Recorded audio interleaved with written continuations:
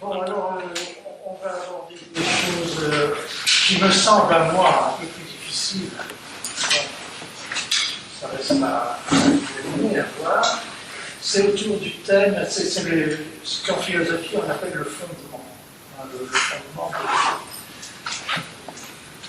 ou la posture, que j'appelle par ailleurs non philosophique, mais c'est la posture qui permettrait, qui fonderait une discipline de type scientifique. Je prononce ce terme à mes risques et périls, de la philosophie, en particulier du pouvoir philosophique. Donc je ne vais pas m'occuper de problèmes politiques au sens évidemment très dérivé, surtout pas quotidien, mais je vais m'occuper de ce à quoi s'occupent les philosophes, c'est du problème qu'ils appellent celui des causes premières, et ce sera pour dire surtout pas de causes premières. Surtout, il n'y aura pas de causes premières. Donc, j'ai appelé ça la dernière instance. Ceci en mémoire par fidélité à Marx. Une termination en dernière instance. Et cette dernière instance, je vais essayer de la travailler pour lui faire rendre, car là ce sera vraiment un travail conceptuel, pour lui faire rendre quelque chose qui n'est plus tout à fait philosophique.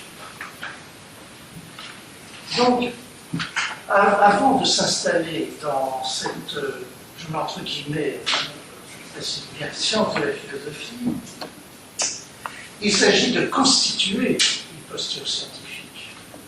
On ne va pas l'imaginer à partir de la philosophie. On ne peut pas la dériver par transformation continue d'une philosophie. Cette constitution de ce que j'appelle également la posture, plutôt que position philosophique, ou que dispositif scientifique. Je cherchais un terme que j'appelle la posture scientifique. Elle est évidemment très problématique à constituer, parce que c'est une décision scientifique et en même temps une décision philosophique. Décision scientifique, je ne sais pas vraiment si ça existe, une décision scientifique, mais je dirais quand même qu'il y a quelque chose qui ressemble à une décision scientifique. Dans les deux cas, scientifique et philosophique, c'est un problème d'identification du sujet qui prend ce type de décision, à une constante pour l'instant en général. J'ai parlé déjà au premier semestre de constante pour une science de la philosophie. Cette constante ne veut pas être en général, mais elle sera générique, ce qui n'est pas du tout la même chose. En général, c'est une formule qui désigne un ensemble, une notion extrêmement vague, une contour extrêmement flou, qui peut se comprendre parfois philosophiquement comme un mode de la totalité, ou des entités floues, tandis que générique, il va falloir lui donner un concept, si on peut en parler de concept, un concept assez strict. D'ailleurs, je vais essayer de construire ici cette idée de constante générique. Et la constante générique, pour moi, c'est le début, pas le fondement, justement, c'est le début, le commencement, non, c'est pas le commencement, d'une science de la philosophie. Alors, d'abord, une décision scientifique s'installe dans une problématique qu'elle reçoit comme un dehors. D'une certaine manière, qu'elle reçoit comme un dehors. Elle s'installe dans un contexte d'appareil technique ou théorique, de théorie en cours de confirmation, et dans un contexte de connaissance validée. Même le matériel théorique forme, les éléments de théorie dans une science, forment une sorte d'appareillage qui va du paradigme et de l'hypothèse à des représentations typiques comme le schème, la structure, la topique, le graphe, le modèle. Cet ensemble théorico-technique qui se dit comme une forme, comme une sorte de matérialité multiple, est reçu sous diverses formes d'extériorité. Une science, si je puis dire, ça ne s'invente pas, une discipline scientifique, ça ne s'invente pas, ou alors il faut vraiment la produire laborieusement. La problématique est reçue sous diverses formes d'extériorité par un sujet que Lacan appelle sujet de la science. Sujet de la science à propos de la psychanalyse, mais la formule a certainement une signification plus vaste. Sujet de la science qui est lié à cette extériorité. C'est une situation très curieuse, mais le sujet de la science doit assumer une extériorité, assumer d'une décision. C'est comme s'il y avait une décision d'extériorité, une décision d'assomption d'une extériorité. Et ça, c'est très peu pensable. Oui, c'est très peu pensable. Je pourrais essayer plus tard de dire ce que, dans quelques mots, mais il faudrait que j'ai déjà toute la problématique non philosophique, posture, etc. Donc pour l'instant, je viens de dire. Par contre, la décision philosophique, une décision philosophique, c'est très différent. Elle assume continuellement des positions dites philosophiques déjà établies, mais qui ne sont pas reçues en complète extériorité, qui sont reçues en semi-extériorité, semi-intériorité. C'est-à-dire que les positions philosophiques que le sujet de la philosophie assume sont déjà inscrites dans l'acte même de faire de la philosophie. Si une science, ça ne s'invente pas, une philosophie, je dirais, ça s'invente pour moitié et ça s'assume, car c'est déjà établi, la philosophie. C'est encore mieux établi dans le sens de la science. C'est déjà établi par tradition. Il y a une tradition philosophique. Ce que nous avons à faire, c'est d'une certaine manière d'imiter le philosophe, d'imiter le philosophe. Je poserai le problème d'une imitation du philosophe et d'une imitation du scientifique. Alors, la décision philosophique peut assumer une matrice très générale, par exemple, tracée par Parménide, qui va être énoncée sur le même, ou encore une matrice à la manière de Heidegger, la différence ontologique, l'antico-ontologique. Bon, ça, ces matrices, elles sont en quelque sorte réintériorisées ou répétées par les nouveaux philosophes. Mais elles sont déjà à l'intérieur même de la structure de la pensée philosophique. C'est-à-dire, il n'y a pas d'invention en philosophie, ou de découverte, on va dire, aussi radicalement nouvelle que dans la science. Comme dit Husserl, de manière apparemment banale, c'est apparent, c'est une apparence de banalité. La science est tournée vers l'objet. La philosophie est tournée vers soi, vers le sujet. Elle est réflexive. C'est banal, ça. La première fois que j'ai lu ça, je me suis dit, Husserl, il pourrait quand même faire un plus grand effort pour trouver quelque chose de plus approfondi. Et bien, je crois que c'est extrêmement profond, parce que ça veut dire que Husserl voit que la science vise le réel, en état d'extériorité, et ne vise que lui. Vraiment, on va dire pour l'instant, en priorité. Elle est réaliste, la science, au sens même, dit Husserl, pas dans la formule de l'université des dialogues, que la science se veut plus profonde que le logos. Elle cherche quelque chose, elle se rapporte à un réel qui est plus profond, peut-être plus anarchique, plus caché en quelque sorte que l'expérience que donne le logos. Et tout le problème de Husserl, c'est justement de faire monter à la surface du logos ce réalisme scientifique qui est en quelque sorte ultra philosophique. Autrement dit, il y a une sorte de profondeur d'altérité qu'il n'y a peut-être pas dans la philosophie. Une profondeur d'altérité qui en quelque sorte perce le monde. Je perce le monde, là je reprends un terme percé dans Lévinas et coutumier, mais je crois qu'on peut l'utiliser. Alors, la philosophie est tournée vers soi et réflexive. Oui, ça peut paraître évidemment pas très original. On a l'impression que c'est de l'idéalisme, de toute façon, et de l'idéalisme transcendantal, de Husserl, évidemment, ça peut aller dans ce sens-là, mais ça signifie aussi qu'il y a un mouvement tournant dans la philosophie qu'il n'y a pas dans la science. La science n'est pas tout droit. Cette rectitude-là, on en reparlera. Mais dans la philosophie, il y a un mouvement tournant, il y a quantité d'espèces de tournants, jusqu'au tournant heideggerien. Oui, jusqu'au tournant heideggerien. Il y a un mouvement tournant qui remonte vers quelque chose, au lieu de percer, en quelque sorte,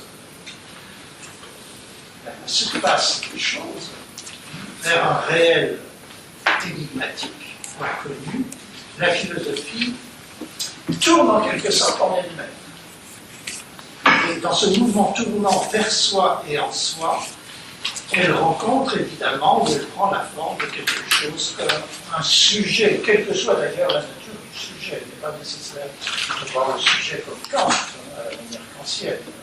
Non, je dirais que dans la philosophie, il y a toujours la matrice d'un sujet possible.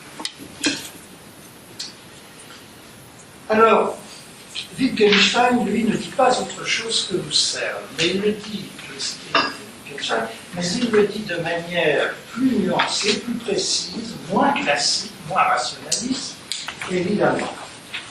Il dit justement la science vise la profondeur. Je suis très surprenant, parce qu'on sait que c'est la philosophie, c'est pas qui vise la profondeur, non, c'est la science. Et la philosophie qui imite la science, c'est la métaphysique. La métaphysique, elle vise la profondeur, elle vise les causes premières, qui sont justement profondes, cachées, plus ou moins dissimulées. Et ce que ne veut pas Wittgenstein, c'est que la philosophie soit une métaphysique ou une théorie, c'est-à-dire se mettre à imiter la science. Pour Wittgenstein, la métaphysique, c'est une imitation de la science. Et donc, c'est une imitation plus ou moins pratique. Tandis qu'alors, la bonne philosophie, pour lui, eh bien, c'est une philosophie qui abandonne cet idéal théorique, cet idéal théorique de la profondeur propre à la science, et qui se reconcentre, là j'emploie un terme qu'il n'emploie pas, mais je ne peux pas faire d'autres termes, qui se reconcentre ou fait retour sur son rapport immanent au monde. C'est l'ordinaire.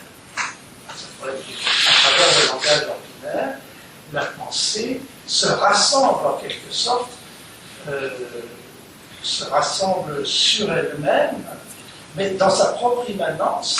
Cette immanence fut-elle celle des formes de vie ou du langage, dit ordinaire.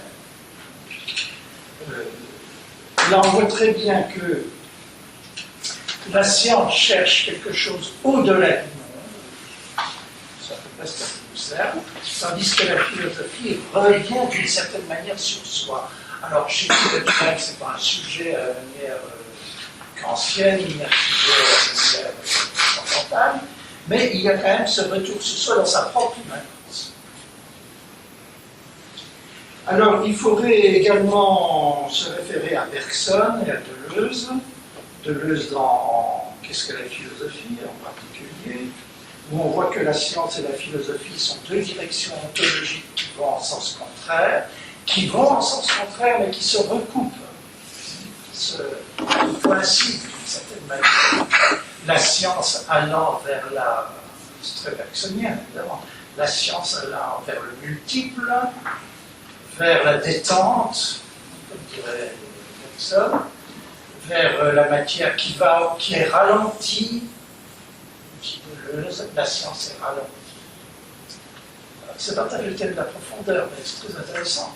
La science, c'est un mouvement qui ralentit la vitesse infinie qui est l'objet de la philosophie.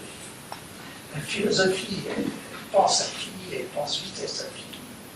Ça, ce sont les machines deuxième. Tandis que la science, c'est une chute. Oui, la science a quelque chose de chute. Mais la science comme chute, étant vers zéro,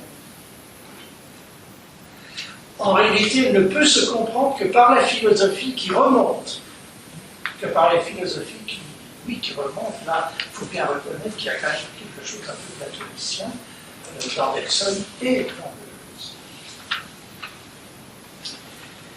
Alors, autrement dit,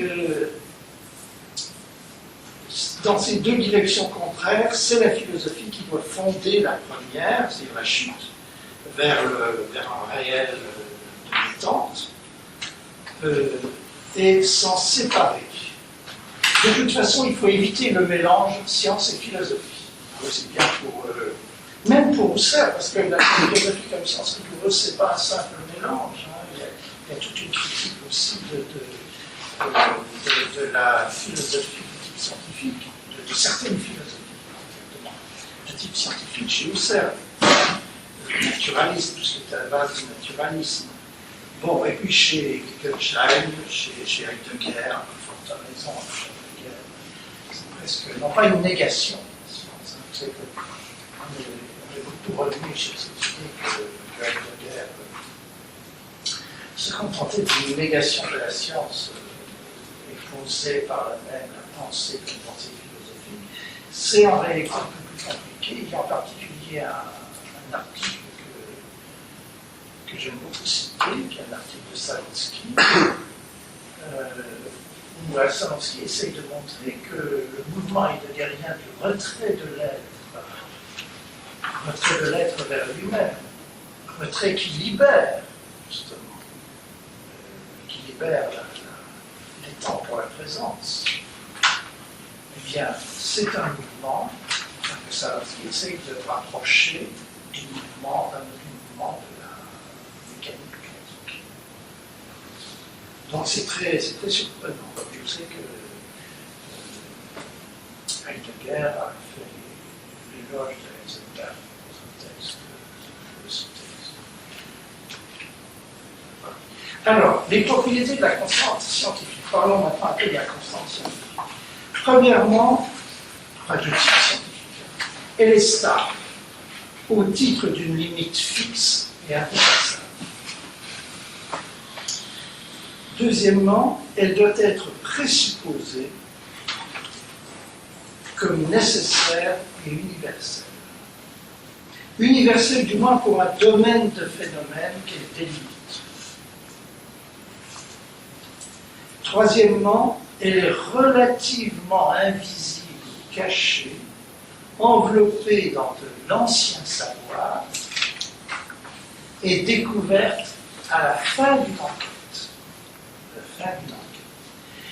La constante, et je crois, je livre une sorte de phénoménologie de la constante scientifique comparée à la constante philosophique. Cette constante scientifique, elle est plus lente à être découverte que le fondement philosophique. Un fondement philosophique, vous le posez en premier, donc vous l'avez tout de suite sous la main, si je puis dire, même s'il y a un cheminement vers le fondement. Tandis que la constante, elle est beaucoup plus hasardeuse, elle intègre un processus de recherche scientifique, et elle est plus tardive à apparaître que la cause première de la physique. Quatrièmement, en général, elle n'est pas posée comme première. Une constante scientifique, ce n'est pas une cause première. Elle n'est pas posée comme première dans une théorie. C'est presque, pas très bien trouvé, pas trouvé tout à fait le bon terme, c'est presque un instrument théorique, un moyen théorique, une connaissance qui est donc un moyen, en un sens comme les autres, les unes pour les autres, mais qui en même temps est plus importante que les autres connaissances qui sont produites à partir de là.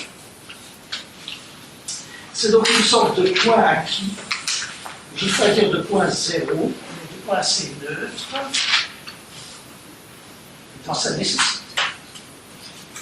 Cinquièmement, elle est accessible de droit, ce qui ne contredit pas que ce soit un processus de découverte, hein, mais une fois qu'elle est accessible, elle est accessible. Une fois qu'elle est donnée, elle est donnée. De manière finie et sûre. La philosophie, c'est tout différent. La cause première, elle apparaît donnée d'emblée, on se la donne d'emblée, mais en réalité, on ne donne jamais. Bon, il y aurait beaucoup de choses à dire sur cette comparaison, dans cet ordre. Alors, les constantes philosophiques, évidemment, quant à elles, ce sont toutes des constantes numériques et inertes, en quelque sorte. Il y a le réel, par exemple, je suggère certaines constantes, ce qu'on peut appeler des constantes philosophiques, à l'intérieur du système. Il y a le réel comme constante des phénomènes inconscients ou symboliques dans le lacanisme. Il y a l'idée ou la forme de l'idée, c'est-à-dire le bien qui est la forme de l'idée, dans le platonisme. Il y a l'un dans la métaphysique. S'il y a vraiment une constante, c'est bien là. L'un dans la métaphysique, oui, parce qu'il y a une science de l'un, qui est justement la métaphysique, couplée à une science de l'être. Aristote, science de l'un, science de l'être. Cet ensemble boiteux, enfin, qui est une forme d'unique science, mais une science divisée en deux. Et puis il y a le fameux cogito cartésien, évidemment, qui est peut-être une sorte d'ailleurs de sujet transcendantal, ça dépend comment on l'interprète, il y a des interprétations comme celle de Guéroux qui vont vérifier que c'est une forme de sujet transcendantal, ce qui est tout à fait contesté par d'autres interprètes. Mais enfin, le cogito, c'est une constante philosophique, évidemment. Alors, c'est un invariant. La constante philosophique a le trait de la stabilité, oui, même de la stabilité, d'une certaine manière. Parce que pensez par exemple au cogito, le cogito répond à la recherche de ce qu'on a appelé, c'était une formule de Descartes lui-même, en tout cas elle a été très utilisée par Heidegger, je crois qu'elle est dit en latin, fundamentum incomptum, fondement inébranlable. Donc elle a une certaine stabilité, sans être numérique, elle a une certaine universalité, puisqu'elle est dotée d'un pouvoir d'application au réel, étudié, au réel que l'on étudie, et qu'elle constitue, la constante philosophique a tendance à constituer le réel, et à délimiter ce réel, mais ce réel auquel elle s'applique, eh ben c'est elle-même, d'une certaine manière, c'est elle-même. Autrement dit, il y a là un phénomène d'implication. La constante est une constante, la constante philosophique est une constante que je vais appeler impliquée. Je ferai tout à l'heure la distinction entre présupposition et implication. La constante philosophique est auto-impliquée, et donc la véritable constante de la philosophie, c'est cette auto-implication. À savoir que dans la constante, il va, comme il y a Heidegger, dans l'être, il va du sens de l'être, ou dans l'être de tel phénomène, il va de l'être en général, Eh bien, je crois qu'il y a une interprétation massivement du superpétissement, je ne sais pas, épicurienne, que j'essaie de donner là, de la philosophie, mais je crois qu'il y a toujours une implication de la constante dans le réel qu'elle permet d'étudier. C'est-à-dire, elle n'est pas complètement neutre par rapport à ce réel, comme l'est d'une certaine manière la constante scientifique par rapport aux connaissances qu'elle a produites. Bon, d'autres traits, tous les traits qui caractérisent les causes premières seraient opposables à ceux de la constante scientifique. Je ne vais pas poursuivre ce.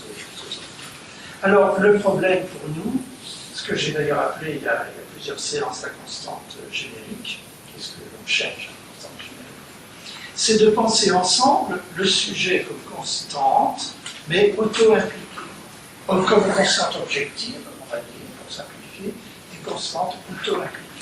C'est un paradoxe à résoudre. C'est le paradoxe de la posture que nous cherchons, cette posture comme constante générique qui est à la base de cette science de la philosophie. Donc, cette constante générique, elle ne peut pas être une simple formule numérique. La science de la philosophie, il n'y a pas de constante numérique. Bon. Il y a un problème, vous savez, dans la philosophie, un problème qu'on pourrait appeler l'arithmétique transcendantale, il y a le 1, le 2. Mais le 1 et le 2, oui, ça renvoie peut-être à Pythagore, au pythagorisme, mais c'est une arithmétique qui concerne le réel. Alors que d'une certaine manière, l'arithmétique, quand elle est bien formalisée, ne concerne pas directement, en tout cas pas le réel empirique, par le nombre. Alors, elle ne peut pas être une simple formule numérique applicable à une matière humaine neutre. Ça, c'est peut-être ce qui se passe dans les sciences humaines, comme lorsqu'on veut mathématiser les phénomènes humains. Ni elle ne peut pas être davantage un sujet transcendantal. Parce qu'un sujet transcendantal, enfin, quand je parle de sujet transcendantal, ce n'est pas le sujet ancien nécessairement. C'est que l'auto-implication dessine la matrice d'un sujet. Et c'est le sujet qui est impliqué en lui-même. C'est-à-dire, quand il veut se connaître, évidemment, quand il veut connaître le sujet qu'il est, il soit seul. C'est-à-dire, il est auto-réflexif.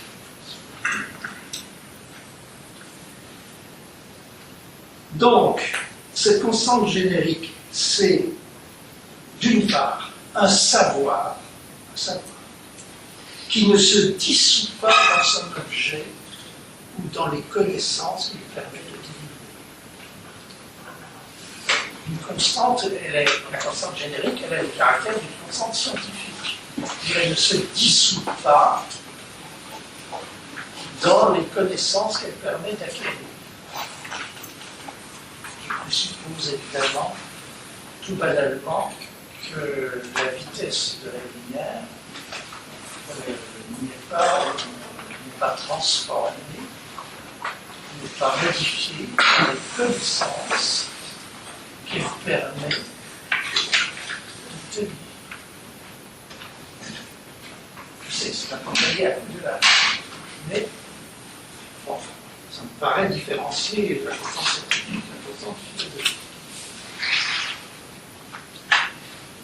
Donc c'est un savoir qui ne se dissout pas dans les connaissances qu'il permet de délivrer, sinon il n'y aurait aucun savoir assuré possible. Alors justement, les constantes scientifiques, c'est ce qui permet assez massivement d'assurer du savoir, d'assurer des connaissances. Même si elles sont rectifiables, comme on dit, si elles sont modifiables dans ce sens-là, plus exactement rectifiables, il n'empêche qu'ils sont assurés comme, soit comme rectifiables, soit comme impossibles. Ils sont assurés. En philosophie, rien n'est assuré. Donc, on va dire que cette constante est présupposée par ses connaissances, non affectées par elles, elle ne s'y aliène pas et ne s'y dissout pas. La posture, dans ce cas-là, comme constante objective, détermine la connaissance de l'objet, mais elle ne se noie pas, elle n'est pas noyée ou dissoute dans l'objet ou dans la connaissance de l'objet.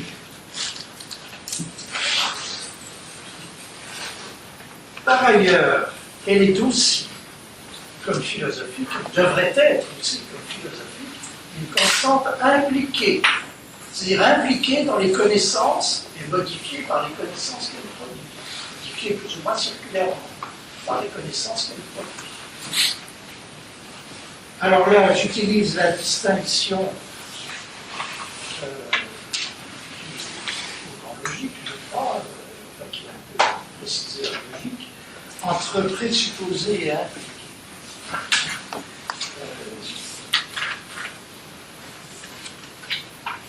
La constante générique va être une sorte de présupposition, de condition sine qua non pour qu'il y ait quelque chose comme une science de la philosophie. Bon, impliquée, cela voudrait dire qu'elle est justement prise ou déterminée par les connaissances mêmes qui sont produites.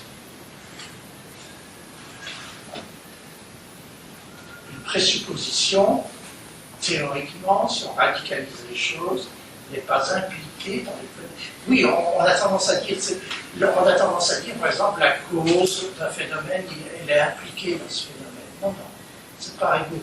Elle est présupposée dans ce phénomène. Si la cause qui est présupposée par le phénomène est en même temps, se trouve être en même temps modifiée par la production des connaissances ou par la connaissance du phénomène, alors on peut dire qu'elle y est impliquée. Mais sinon, présupposé et impliqué, il faut essayer de les distinguer. C'est dans le langage courant, présupposé et impliqué, ça ne va pas se mélanger. Parce que le problème, c'est que dans cette science de la philosophie, la condition ultime, si on peut encore parler de condition, la posture ultime, elle sera intouchable ou fort close aux connaissances philosophiques et même aux connaissances produites à partir de la philosophie sous cette condition. Cette condition-là, on va la poser comme intouchable. Mais en même temps, il y a quelque chose d'elle qui doit être impliqué dans les connaissances, au même niveau en quelque sorte, c'est plus simplifié, au même niveau que ces connaissances. Alors, comment résoudre ce problème qui paraît contradictoire philosophiquement? Parce que c'est au fond, d'une certaine manière, la contradiction entre ce que je me résous à appeler la science et ce que je me résous plus facilement, je dois dire, à appeler la philosophie. Eh bien, il va falloir faire une distinction spéciale. Une distinction qui a plusieurs expressions possibles. Souvenez-vous, j'avais distingué l'homme générique et le sujet. Et bien, cette distinction de l'homme générique et du sujet, une distinction bizarre, c'est la même distinction que la constante objective et la constante philosophique ou impliquée, auto-objective. Mais quel type de distinction ça va être entre l'homme générique et le sujet, entre les deux aspects de la constante, pour qu'elle soit générique, c'est-à-dire qu'elle vaille de la science et de la philosophie? Eh bien, il faut que le sujet soit une sorte d'image de l'homme générique,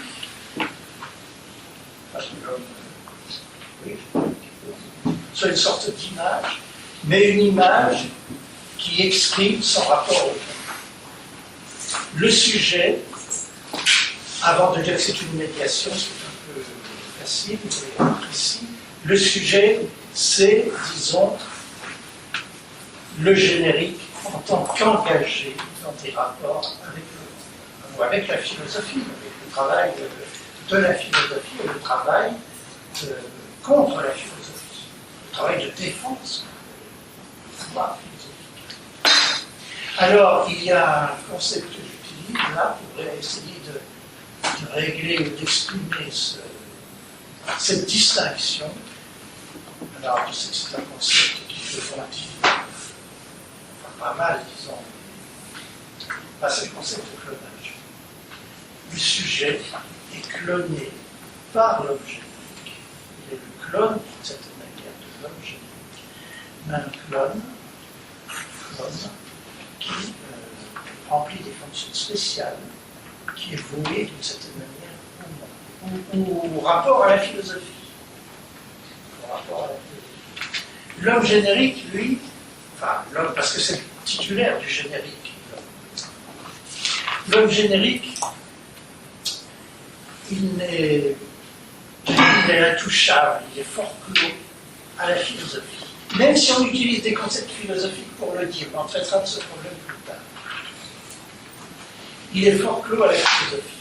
Mais le sujet, lui, il se bat sans cesse avec la philosophie. Il a affaire à elle, il est défini philosophiquement, en particulier quand il assume la fonction de sujet transcendantal.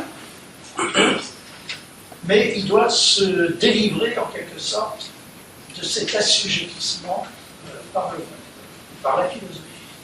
C'est ça la défense a priori.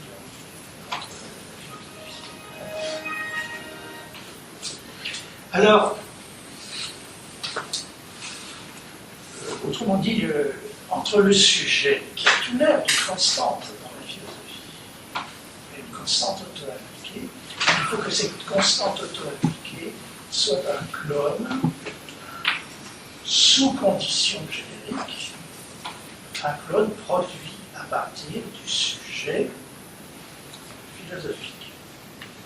Alors le problème sera de savoir si ce clone, ça dépend quel sens on entend clone, est-ce qu'il est le clone de l'homme générique, ou est-ce qu'il est le clone d'un sujet philosophique sous conditions génériques. Bon, là je reconnais que j'ai beaucoup hésité. J'essaie de vous parler d'une manière plus précise. Autrement dit, ce que j'appelle la dernière instance ou la posture, la constante générique, puisque la dernière instance, ce sera la constante. Un peu plus compliqué, ce sera. C'est une détermination dernière instance, qui est là, immanente, mais qui reste ou se tient en retrait. Quand on dit dernière instance, on imagine tout de suite, il y a là ce qu'il y a à Marseille, et puis il y a la dernière instance. Donc il y aura un retrait de l'homme générique, un retrait de l'immanence par rapport à la transcendance, par rapport au monde, à la philosophie, etc. Eh bien, il va falloir absolument se débarrasser de cette image qui est la falsification philosophique de la dernière instance. La dernière instance, c'est pas un arrière-monde, c'est pas un arrière-monde. C'est pas quelque chose qui est derrière.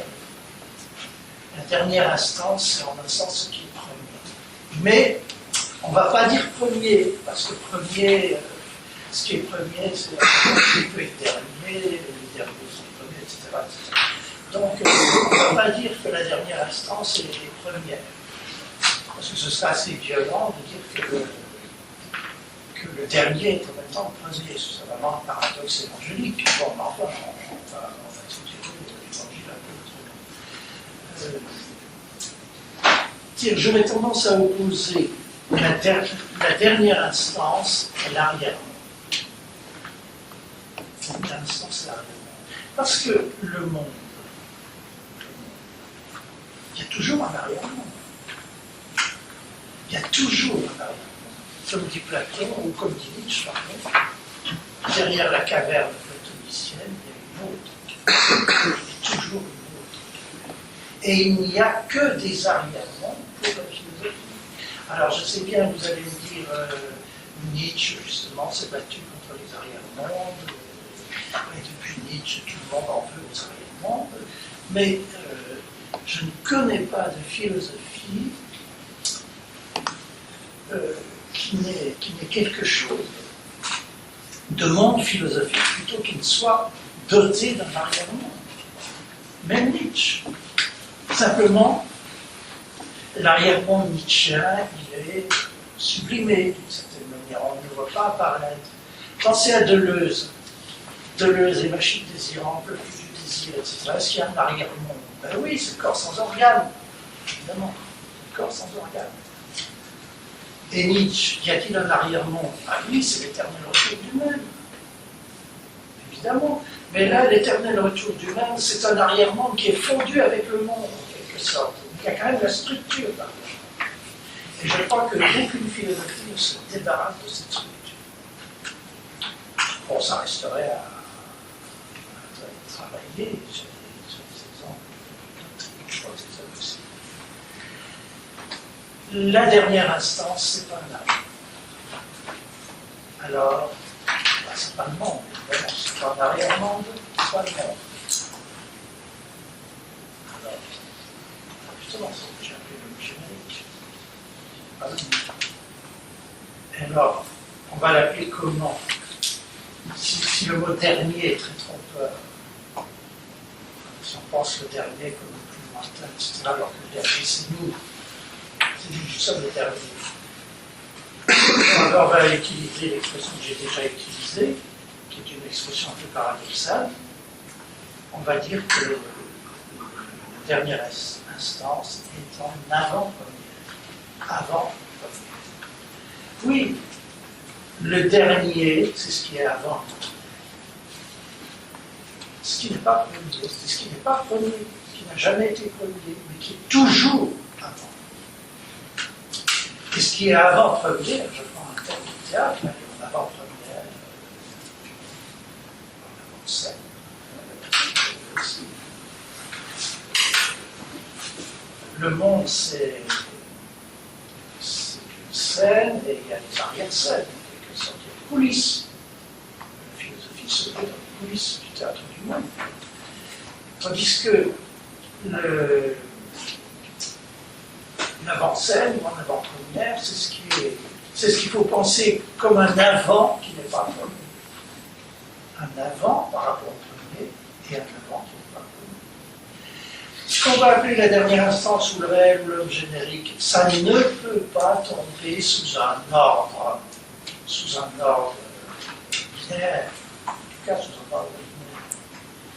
Il faut sortir de l'ordre linéaire de la philosophie, premier, dernier, éventuellement réversible, les derniers seront les premiers. Alors ce qu'il va falloir dire, eh bien, c'est que, comme je l'ai dit la dernière fois, mais je n'ai pas envie de faire complète, les premiers resteront les premiers, mais les derniers seront les avant-premiers. Pour moi, je suis désolé, cette formule est absolument canonique. Pour moi, elle dit tout. Si on la comprend vraiment, on a compris ce que j'appelle la non-philosophie. Les esclaves ne seront pas premiers, car les premiers resteront premiers. Et les premiers ne sont plus vraiment premiers au sens absolu. Par contre, les esclaves, on va les considérer comme des esclaves. Et ça, c'est une inversion du rapport de la philosophie à cet objet, à l'autre, c'est une inversion. Mais une inversion curieuse, parce qu'on dira tout à l'heure qu'il ne s'agit pas de renverser les hiérarchies. Justement,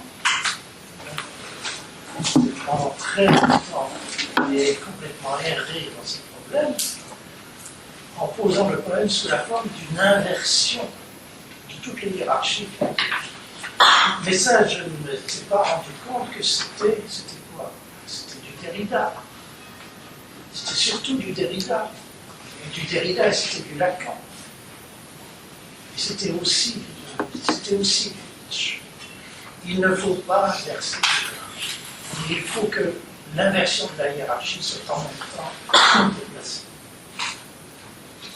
Alors, il y a évidemment quelqu'un qui a dit la philosophie, ça serait une nouvelle philosophie au sens où ce penseur voulait que soit, pas l'idéalisme. Bon. Il dit qu'il faut un renversement et un déplacement. C'est un Husserl et de Marx. Il faut combiner le déplacement, qui est une dernière instance, et le renversement. Mais le renversement ne s'épuise pas en lui-même, il n'est pas suffisant. Il ne suffit pas d'inverser la hiérarchie. Il faut que la hiérarchie ne soit inversée que par le biais d'un déplacement. C'est le déplacement qui inverse. C'est le déplacement qui inverse. Si vous prenez les esclaves, les dominés, et si vous les mettez en position, si je veux dire, avant-première, vous allez faire mieux qu'inverser la hiérarchie des dominants et des dominés. Car ce seront les dominés qui détermineront en dernière instance le rapport des dominants et de ce que les dominants font ou imaginent qu'il faut faire pour qu'il y ait des dominés, quelque chose qui s'appelle des dominés. Donc,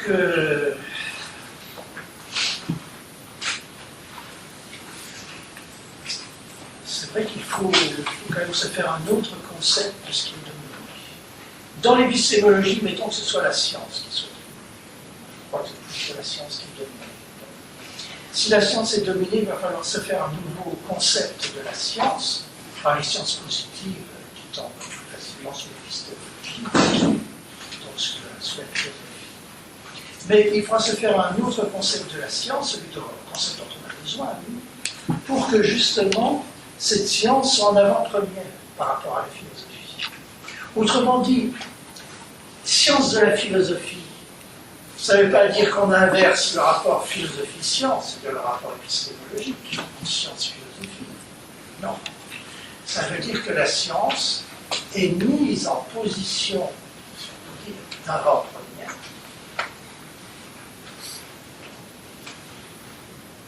Mais pour la philosophie, ce qui sera toujours ça.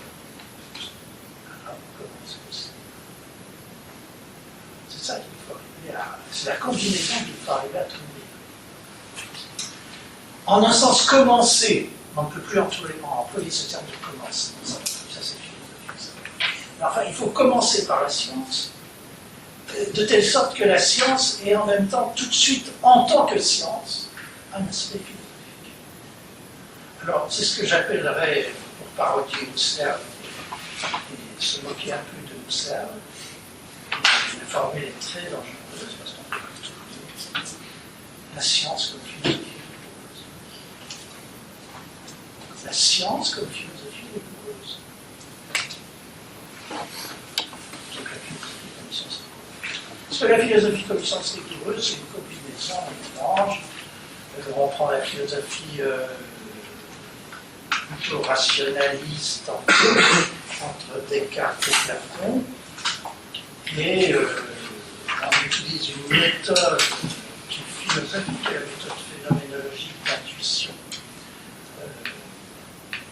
la méthode de l'intuition, le principe du principe. Et ça, si on regarde bien, la méthode de l'intuition, c'est une méthode philosophique qui est peut-être un peu mélangée ou matinée, si on peut dire, de mathématiques. Il y a un problème justement, on dirait tout à l'heure, d'invariants. Husserl cherche des invariants des essences par des processus de variation imaginaire. Alors, il cherche des invariants qui ont quelque chose de mathématique. C'est un ancien mathématicien. Et ça, jusque très longtemps, il reste un ancien mathématicien. Bon. Voilà, alors, on aura l'occasion de revenir sur ces rapports, qui sont alors peut-être justement qui ne sont plus des rapports. On parlera de non-rapport entre la science et la philosophie. Non-rapport, ça ne veut pas dire qu'il n'y a pas du tout de rapport. Il y a un rapport certainement quelque part, mais au départ, en avant-première, ou dans le rapport entre l'avant-premier et le premier, entre la science et la philosophie, là, il n'y a plus pas de rapport. Pas de rapport entre la science et la philosophie. Attention, la science numérique, pas les sciences positives. Parce que là, les sciences positives, tout de suite, la philosophie pose son propre rapport à la science.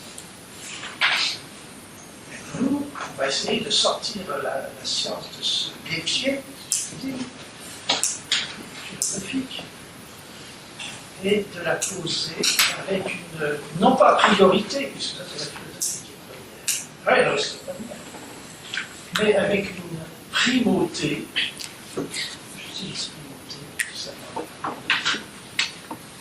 une primauté telle que la primauté est liée d'une certaine manière, on va voir comment, à la priorité philosophique, c'est-à-dire que l'agence, en tant qu'elle est générique, elle est liée à la philosophie, c'est de la science liée à la philosophie, c'est ce qu'on doit essayer de faire, c'est la science liée à la philosophie, mais en tant que science, pas en tant que philosophie. C'est la science là qui se lie à la philosophie. Important, première, etc. Ce n'est pas la philosophie qui se lie à la science.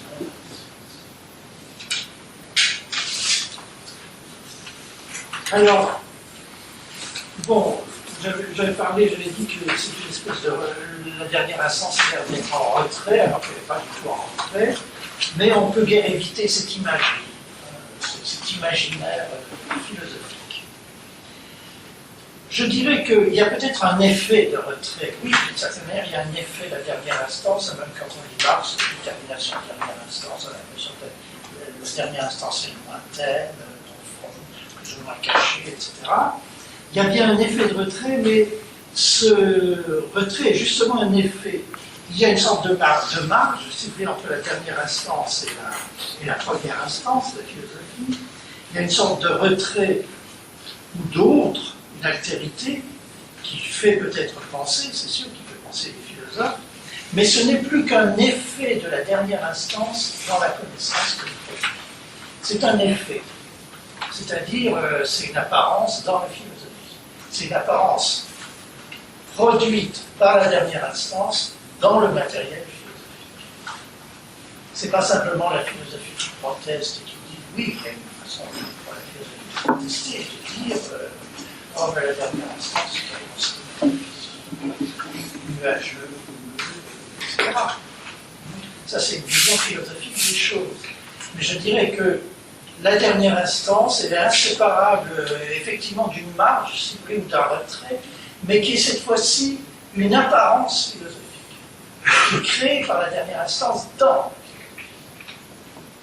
qui n'est plus la marge que la philosophie projette, comme c'est pour tout, comme sont pour tout. Bon, moi je pose toujours la marginalité, qui est propre à la philosophie contemporaine, surtout. Et puis autre chose, un autre paradigme de pensée, allons-y, j'appelle la messianité, évidemment. La marginalité, c'est la philosophie qui produit des marges, qui veut des marges, et qui est auto-marginale. La philosophie est toujours en marge d'elle-même. C'est-à-dire, elle est toujours en elle-même et en marge d'elle-même. Elle est toujours les deux à la fois. Mais elle mesure sa marche par rapport à elle-même, par rapport au centre d'elle-même. C'est-à-dire que la marginalité, c'est une sorte de pseudopole produit par la philosophie, surtout l'autre, c'est une sorte de pseudopole produit par la philosophie, qui en quelque sorte est elle-même en bifurquant. Ou comme dit Deleuze, vous suivez la ligne de la philosophie, puis ça bifurque vers la non-philosophie, pas vers la philosophie. Non, ça bifurque non-philosophie. Mais ça, justement, l'idée qu'il faut suivre la philosophie pour devenir non-philosophe, qu'au bout de la philosophie, on trouve la non-philosophie, ça, ici.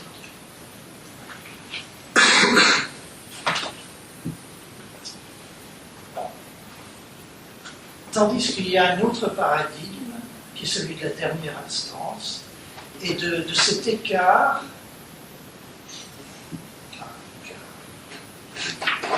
même pas une différence. Enfin, il y a l'effet de la dernière instance qui, par rapport à la philosophie, crée justement l'impression que la dernière instance est loin de la philosophie. Il y a cette apparence quasiment invincible. C'est comme chez Kant, il y a des illusions, des apparences transcendantales, invincibles, il a raison. Vous ne pouvez pas les oublier comme ça. Vous pouvez dire que ce sont des apparences. Vous vous en gardez. Vous vous en gardez comment? Vous vous en gardez en pratiquant la philosophie. La pratique, là, c'est la solution de tout.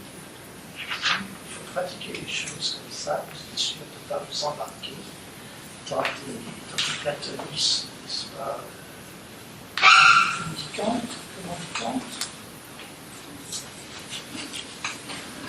Extravagant. Le platonisme est extravagant. J'aime ça, j'adore les philosophes qui parlent les uns des autres. C'est toujours beaucoup plus intéressant que quand les professeurs parlent des philosophes. Non, c'est vrai, c'est toujours beaucoup plus intéressant. C'est beaucoup plus amitié. Car les philosophes, entre eux, se traitent avec assez peu de respect. Et c'est très bien comme ça aussi. Alors, donc ça c'est un peu le retrait qui est une apparence, ce sera un peu comme Heidegger, Badiou en partie, Deleuze. Badiou parle de la soustraction, c'est un peu différent. Bon, donc il faut d'abord poser l'aspect scientifique de stabilité et non l'inverse, comme fait la philosophie, inverser l'ordre philosophie-science, sans faire une inversion intérieure à la philosophie ou à l'épistémologie, comme je dis.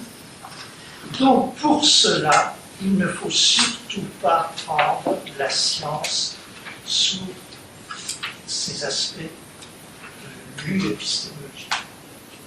Pour que la science soit en avant-première, bon, elle sera liée à la philosophie, mais pas, ce ne sera pas un rapport épistémologique. Il faut se décider, c'est ce que j'ai appelé tout à l'heure, à imiter le scientifique. Attention, imiter le scientifique à l'occasion. Imiter le scientifique à l'occasion. Pas imiter le scientifique comme ça, parce que il faut se mettre dans un laboratoire, bon, on travaille. Mais nous, on se donne un nouvel objet. Et d'ailleurs, en précisant que ce n'est pas un objet quelconque, si je dis à l'occasion, car il faudra réintroduire assez massivement un vocabulaire qui n'est plus ce monde, si je puis dire, son philosophique, qui est un vocabulaire que l'on trouve, enfin, un mot important, c'est le mot occasionnel, qui se trouve chez la branche, le désastre, qui est très intéressant.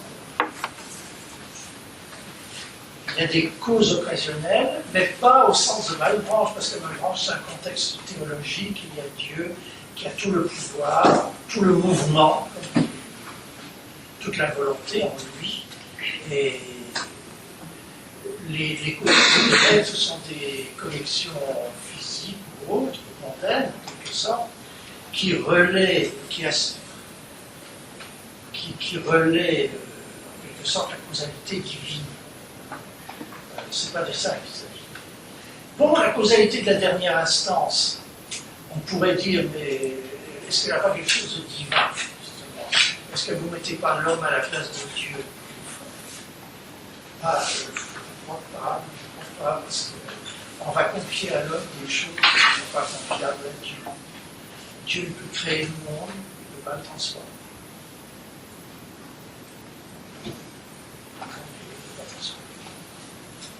Il peut le créer, le recréer, mais certainement pas le transformer. Ça, c'est certain. C'est l'homme qui va transformer. Sans le créer. Bon, alors imiter le scientifique à propos, à l'occasion de la philosophie, et poser, alors là ce qu'on va faire, simplement une propriété scientifique qui sera incarnée dans du philosophique. Mais ce sera une propriété scientifique.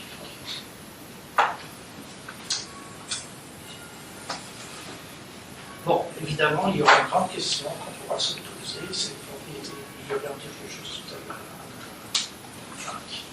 Cette propriété scientifique, est-ce qu'elle aurait une affinité particulière, c'est pourquoi elle aurait choisi, avec la philosophie? Parce qu'on ne peut pas utiliser n'importe quel théorème,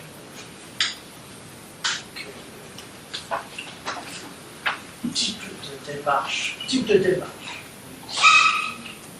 pour faire une science de la philosophie. Alors ça, j'avoue, il y aura des raisons d'affinité, mais ce ne sera pas tout à fait de la philosophie. Donc notre problème, mais si on pose le problème comme ça avec un commencement scientifique, ce sera d'éviter tout retour à la métaphysique. Il ne sera pas question de revenir à la métaphysique, ni même à l'éternel retour, qui est une critique de la métaphysique, une critique de la métaphysique.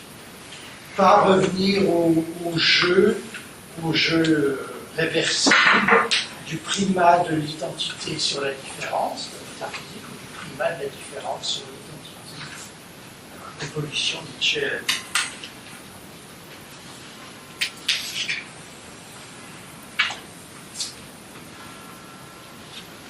Bon, autrement dit, pour mon problème, pour terminer sur cette première partie, c'est vraiment d'éviter de revenir aux hiérarchies posées par la philosophie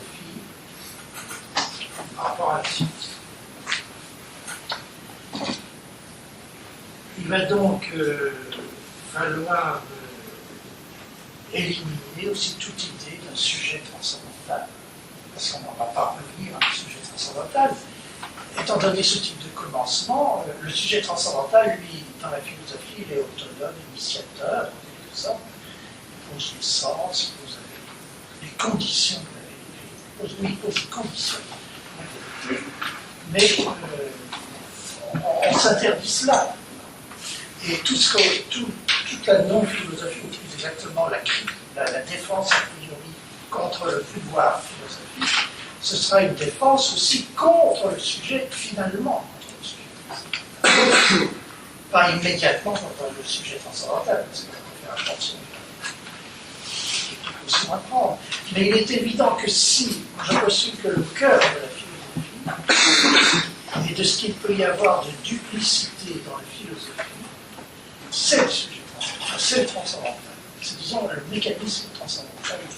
C'est ce mécanisme qui engendre les doublés, ça veut dire le doublé de Foucault, le transcendantal, ça n'en a qu'un, beaucoup d'autres. Tout est doublé.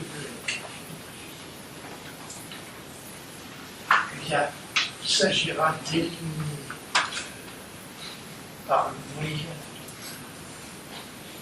de constante scientifico-philosophique, si je veux dire, non épistémologique, éliminer ce ressort de la philosophie. C'est-à-dire, on poursuivra la philosophie jusque dans son dernier retranchement, qui est le sujet transcendantal. Un sujet transcendant, un sujet transcendantal.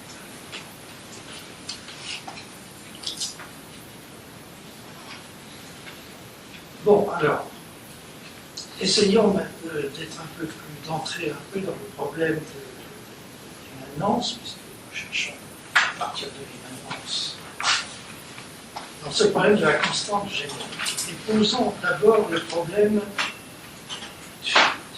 d'une constante scientifique, mais qui est en affinité avec la philosophie,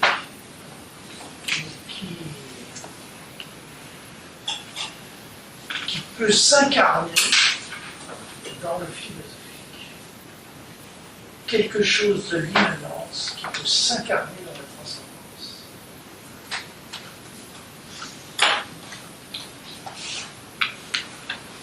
Donc, nous voulons tester maintenant l'hypothèse de l'immanence sur sa capacité à engendrer, justement une constante générique. Au début, on avait posé le problème, ça n'a peut-être pas été très précis, mais l'idée de constante générique est nécessaire pour les sciences de la philosophie.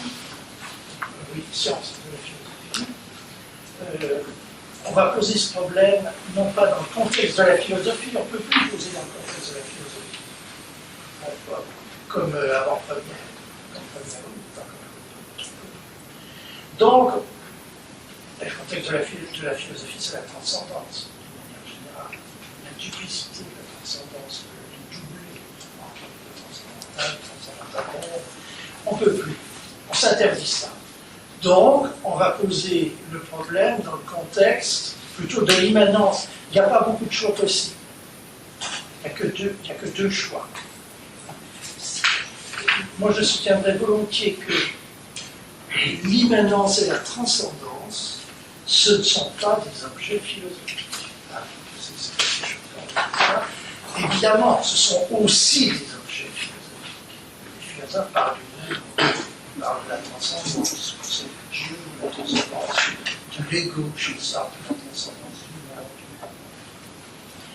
Mais je vais soutenir que l'immanence en particulier, même s'il a été pensé comme un objet, enfin, a été pensé comme un objet philosophique, mais pour cette raison, l'immanence est manquée. On peut penser l'immanence à partir d'une procédure, d'une propriété scientifique.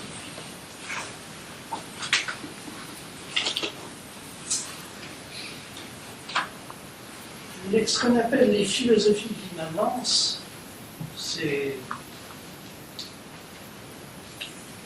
ce que je dois appeler ça le symptôme du mal-être philosophique, le symptôme de, je ne sais pas s'il faut dire du ratage philosophique.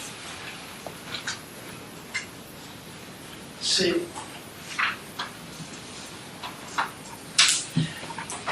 la philosophie, l'immanence est honteuse dans la philosophie. Elle se cache. Elle se cache dans la transcendance. C'est-à-dire, l'immanence, on va dire que il y a une cause immanente. Immanente, vers la substance divine. Dès que vous introduisez la substance, c'est un énorme concept philosophique, enfin, qui est lui-même lié à des déterminations de but transcendantes. Même si Spinoza dit qu'il y a une immanence, une cause immanente. Si vous mettez l'ego, comme Michel Henry, dans l'immanence, vous mettez l'ego transcendantal. Cet ego transcendantal, d'une certaine manière, c'est un objet de la transcendance, mais de la transcendance, l'ego, mais qui est propulsé dans l'immanence, qui est mis au nom de l'immanence. Donc, ou bien, alors, ça c'est la chose magnifique, Deleuze, le plan d'immanence. Vous mettez un plan dans l'immanence. Donc, vous mettez nécessairement de la transcendance dans. Et c'est toute la philosophie. La philosophie est toujours ce type de mélange. Mais ce mélange, en tant qu'il est guidé par l'objectif de la transcendance, c'est la transcendance qui est la maîtresse de l'opération dans la philosophie, l'opération de combinaison. Et nous, ce que nous voulons faire, évidemment, c'est non pas nier la transcendance, non pas nier la philosophie, qui restera pour nous, mais trouver une autre instance, une dernière instance, qui sera en quelque sorte en avant de la priorité, en avant de la transcendance. Et nous allons la chercher, cette instance, nécessairement du côté de l'immanence. On ne peut pas faire autrement. Je ne vois pas ce qu'on irait chercher. Si on pose les problèmes en termes de transcendance, c'est aussi le poser en termes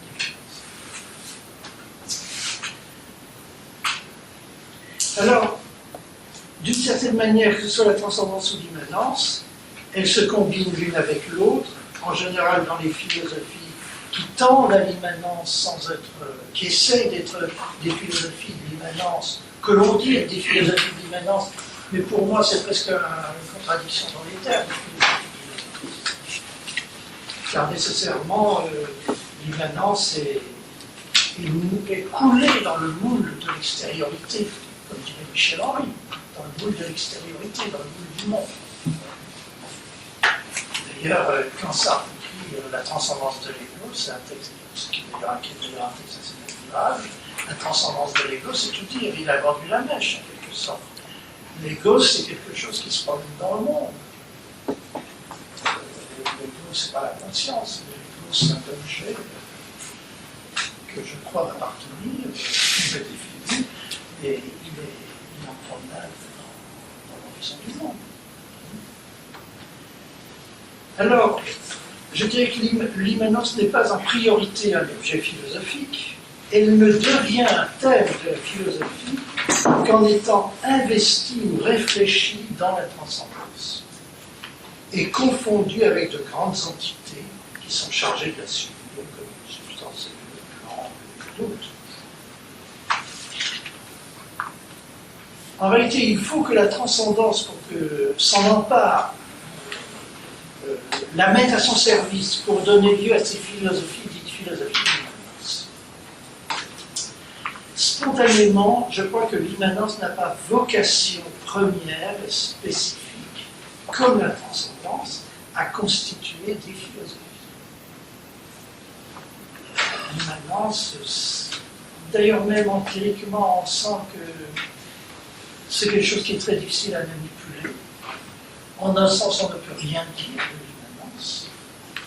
C'est presque un inconscience, c'est quasiment comme un inconscient.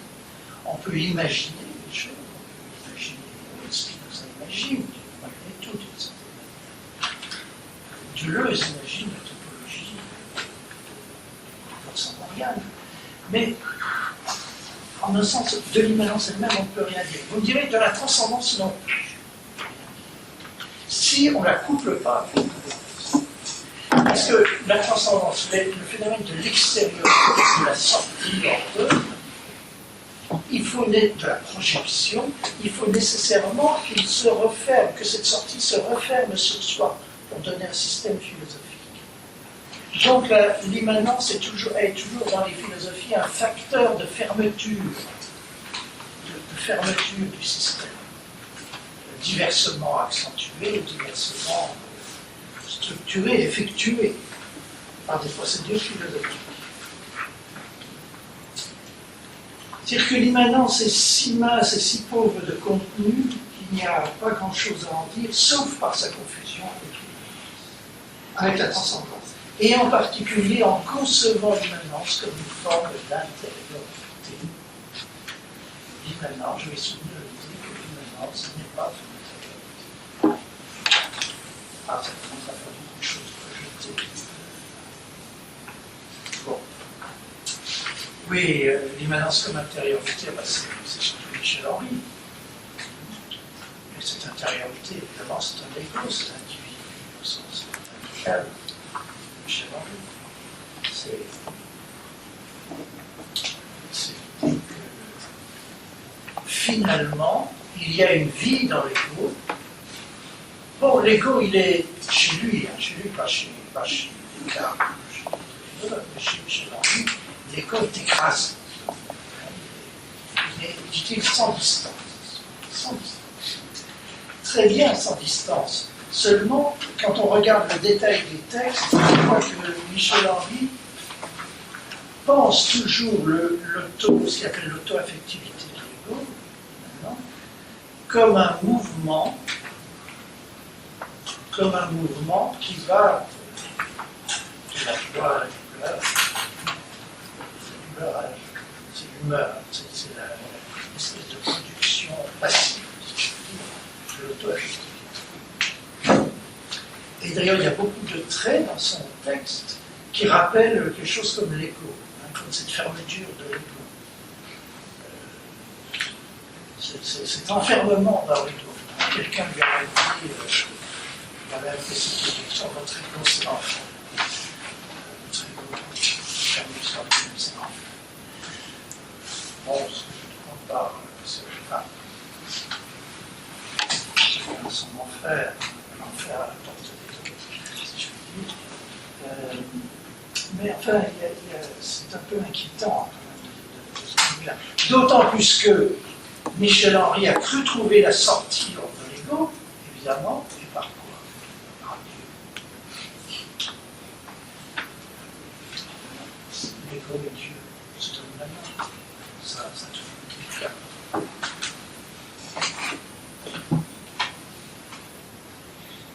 Donc ça donne lieu, alors il y a tout dans la grande philosophie de Michel Henry, parce que remanier, tout en conservant l'idée d'auto-affectivité, il appelle ça la vie, tous ces textes autour de la philosophie de la vie. C'est important la vie ici, parce que nous on va parler de vécu. Le vécu sera sans la vie. C'est un vécu au sens plutôt de Husserl, de l'Église. Bon. Mais il parle de la vie, mais la vie, c'est finalement la vie divine. La vie divine en moi, en nous.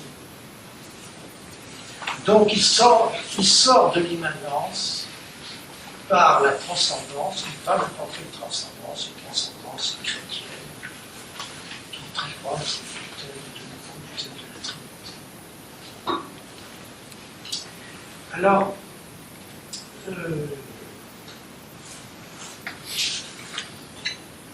bon, il va falloir comprendre cette formule, une formule que je vais dire comme ça, comme pas une maxime, mais un concentré de ce que l'on peut faire. L'immanence est pour la transcendance, et donc, ou du coup, contre celle-ci. L'immanence est pour la transcendance, et donc, en conséquence, contre celle-ci.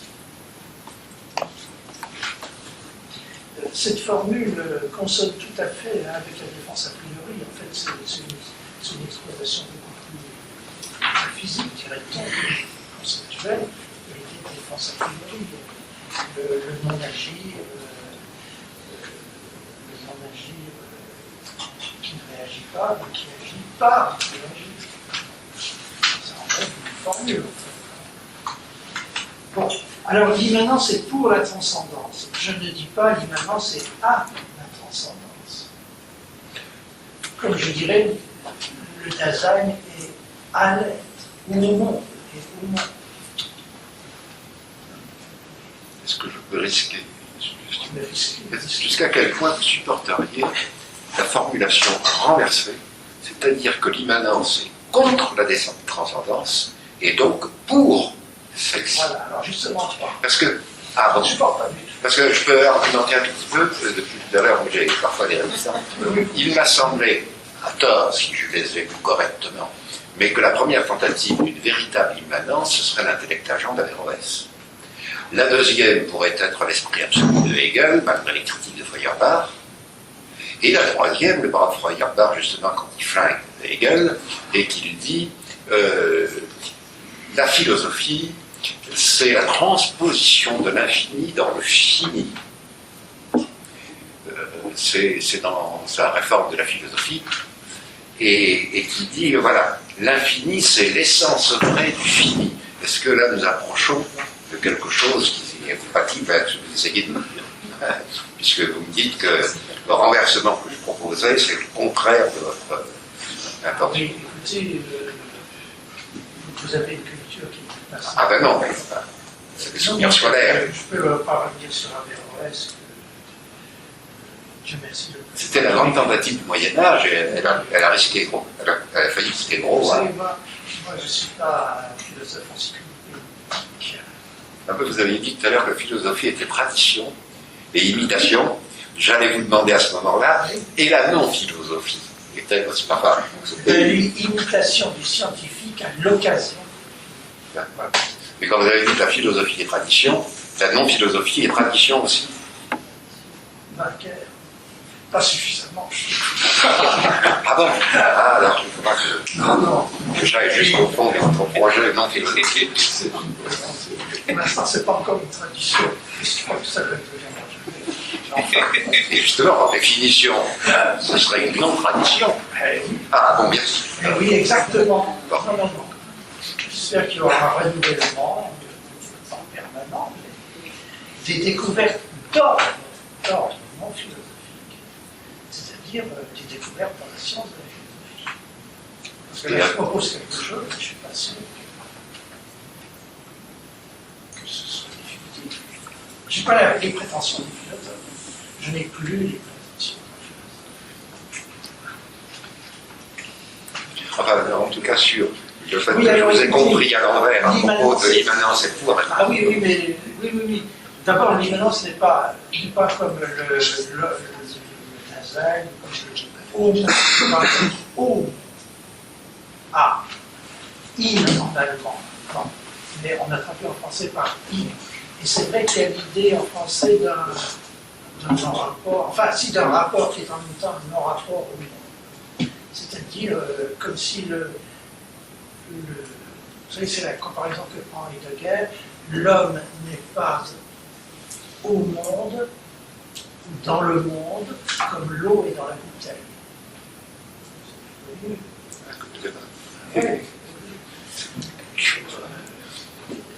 C'est comme si l'homme était approché en quelque sorte du monde, mais le monde n'est pas un contenant.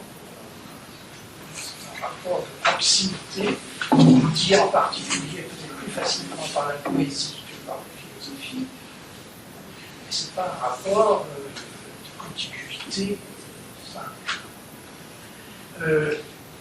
L'immanence n'est pas non plus contre la transcendance, pas immédiatement. Pas immédiatement. Elle est d'abord pour la transcendance, et de ce fait même, elle est contre. C'est-à-dire, l'immanence ou la constante générique, elle va avoir un pouvoir d'altérité par rapport à la philosophie. Ce sera en même temps comme un autre par rapport à la philosophie. Ce que j'appelle d'ailleurs un peu l'étranger. Dans un autre contexte, je dirais que l'homme, le sujet, en tout cas, est comme un étranger par rapport au monde, par rapport à la philosophie. Donc, ce n'est ni le A au monde, ni contre le monde, ni par. L'immanence n'est pas par la transcendance, ça reste. Autrement dit, l'immanence va transir, d'une certaine manière, je reprends un terme heideggerien, hein, transir la transcendance, la pénétrer. Et donc, du coup, elle va en quelque sorte sélectionner. Je suis obligé de reprendre des termes philosophiques. J'utilise un terme Nietzsche, elle va sélectionner dans la transcendance. Sélection. Est-ce que c'est vraiment la sélection? Non, c'est pas la sélection qui va. Non. Elle va transformer la transcendance. Et du coup, elle sera aussi contre quelque chose à la transcendance. Ça, on va le voir. Et là, quelle est première pour vous? C'est bien l'immanence. Ah oui, Ah bon, ok, merci. elle est en avant. D'accord. En avant. La transcendance, c'est première. Mais justement, oui. Ah oui. C'est sûr. Tout est là. Justement, l'immanence, c'est la condition de dernière instance d'une pensée de la transcendance, d'une pensée de la philosophie. Bon, écoutez, je vais essayer.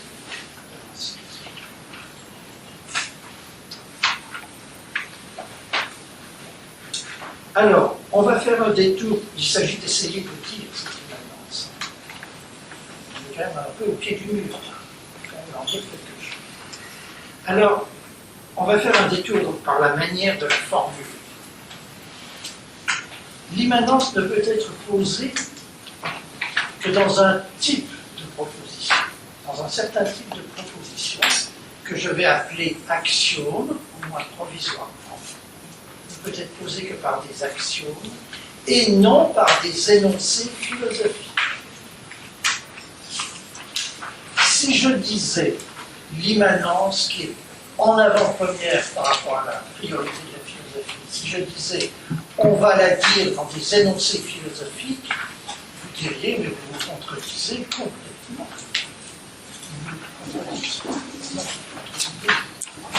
Complètement. On ne peut pas dire, avec des énoncés simplement philosophiques, l'immanence qui est réelle, l'immanence qui est vraiment très avant. C'est pas possible. Car justement, toute la dynamique, si je puis dire, de ce qu'on appelle la dualisme dans la philosophie, c'est d'interdire le retour en arrière de la philosophie sur bon, on utilisera de la philosophie pour dire ce qui m'intéresse, mais on n'utilisera pas tel quel les énoncés philosophiques, c'est pas possible. Si je dis le réel, bon, c'est Hegel, les gros énoncés de Hegel, le réel est rationnel, le réel, c'est inapplicable ici, absolument inapplicable. Si je dis l'être et la pensée, l'être et pensée sont les mêmes, ce qui est d'ailleurs l'anticipation de la formule de Hegel, l'être et pensée sont les mêmes, c'est inapplicable ici. Si je dis l'homme est le gardien du temps, non, c'est pas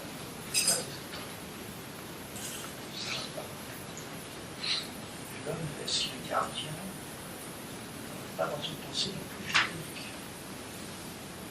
L'homme n'est pas un gardien. Alors, je vais appeler ça des axiomes. J'essaierai de dire pourquoi tout à l'heure. Mais ce ne sont pas des axiomes logico-mathématiques. En tout cas, ces axiomes, ces manières de dire, sont l'expression, la manière d'être de la posture humaine. Ça n'épuise pas dire l'immanence, ça ne l'épuise pas complètement. Mais de la dire, c'est la manière dont s'exprime, dont peut être exprimée plus exactement l'immanence. Là, il faudrait d'ailleurs reprendre le concept d'expression, puisque ça, on va travailler seulement là.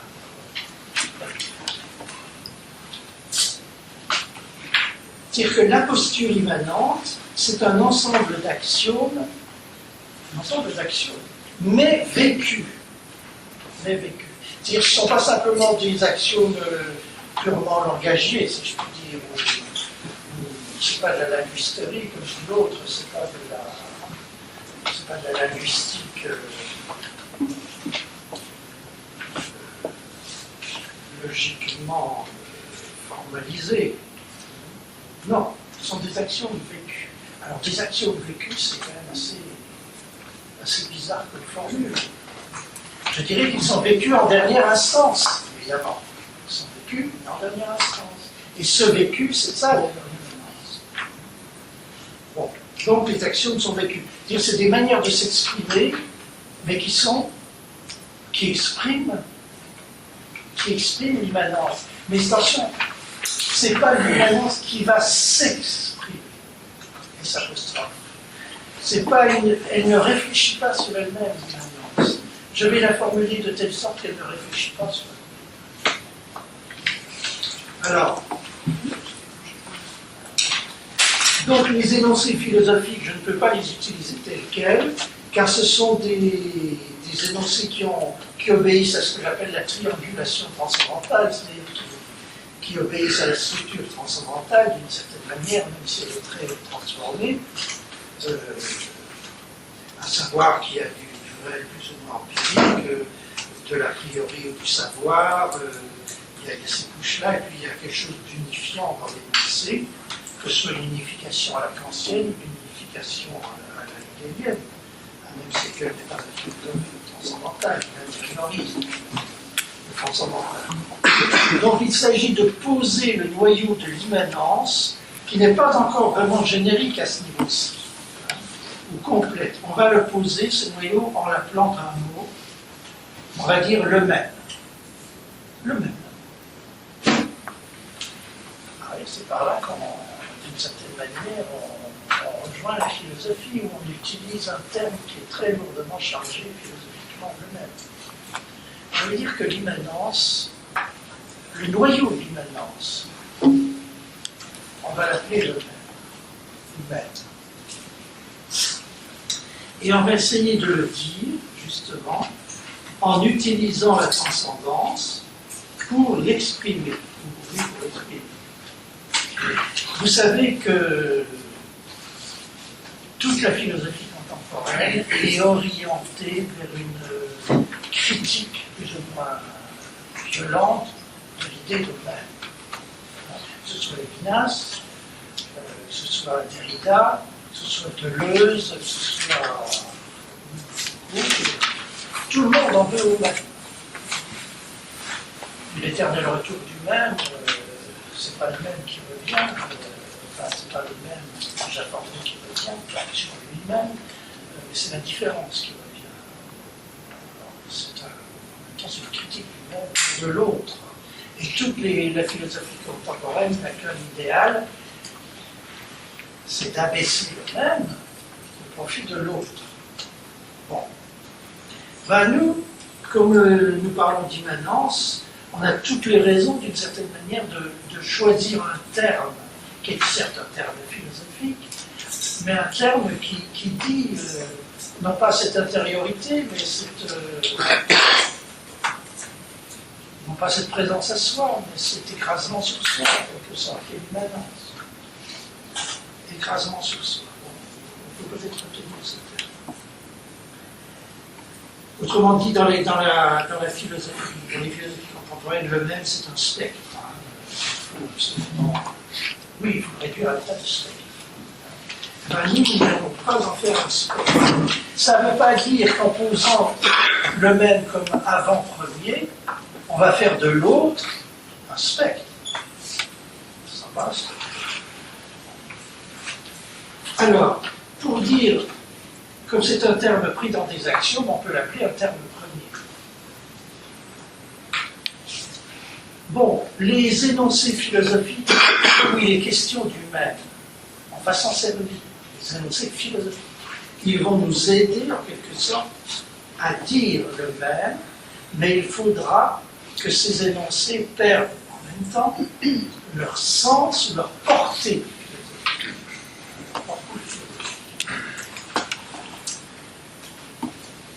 Le terme premier, alors attention, là j'utilise maintenant, je dis terme pour la chose même, je dirais symbole, parce que banalement, on peut le terme. Si je dis le terme, maintenant, c'est quoi le mot? C'est la chose désignée par le mot, c'est par le symbole, c'est terme et symbole. Alors, le terme, la chose même, première, entre guillemets, en avant-première, et son symbole premier, lui, qui est d'origine philosophique, premier, sont indistinguables, c'est la même chose, indiscernables, du point de vue du terme et de l'immanence elle-même. C'est-à-dire que les axiomes, il faudra leur trouver presque un autre nom, un autre mot, j'ai déjà utilisé, je ne sais pas si je l'ai utilisé ici peut-être. C'est ce qui explique que j'ai essayé de dépasser la notion d'axiome qui est plus logique ici, par la notion d'oraxion.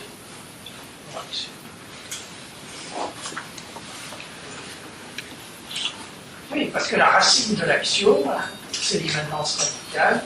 Et cette immanence radicale est plutôt, si l'on peut dire, du point de vue du langage, du point de vue de la philosophie, comme un oracle. Un oracle, toujours quelque chose en fait d'un peu de commun avec l'axiome, elle a quelque chose d'un oracle, sans être un oracle, l'oracle de la pitié, évidemment, c'est un oracle de ce style-là. Mais elle vient du fond de l'immanence. Bon. Alors il faut des termes, c'est-à-dire des symboles premiers, ou axiomatisés, je vais dire, dont le terme, il faut des symboles premiers pour dire le terme, la chose même, qui est avant-premier. Des symboles qui sont la philosophie, qui sont les termes premiers. sa voix pour dire le terme, maintenant c'est le nom, le même, pour dire ce qui est en contre. Et oui, c'est tout le problème. C'est que notre langage est toujours décalé, si l'on peut dire, par rapport à la chose. Il n'y a plus de référence. Il n'y a plus de référence simple. Il n'y a plus d'objet visible. Les axiomes, là, ne peuvent pas, vous n'avez jamais un objet comme ça, de manière plus compliquée. Mais il ne va pas y avoir de référence. Ça me fait penser à une phrase de Schelling, je crois qu'il dit traduire d'un langage qu'on ne connaît pas, traduire avec un langage qu'on ne connaît pas, d'un langage. Non, excusez-moi, c'est traduire un langage que l'on connaît. Que l'on ne connaît pas Dans un langage. dans un langage qu'on connaît. Oui, mais le langage qu'on ne connaît pas, oui, vous avez raison, d'une certaine manière. Je dirais que c'est la chose même.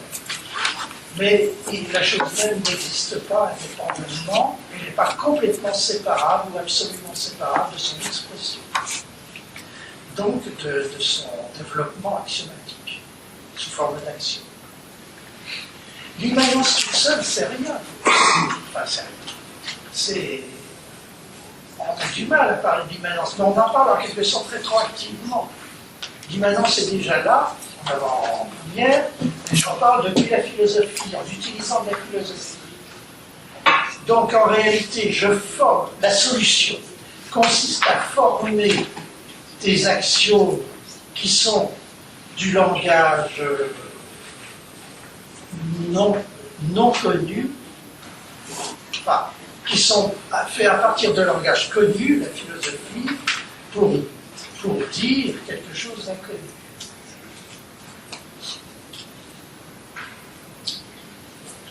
Alors, les différents types d'énoncés que l'on peut utiliser, j'en donne simplement 4 ou 5, il y en a beaucoup plus.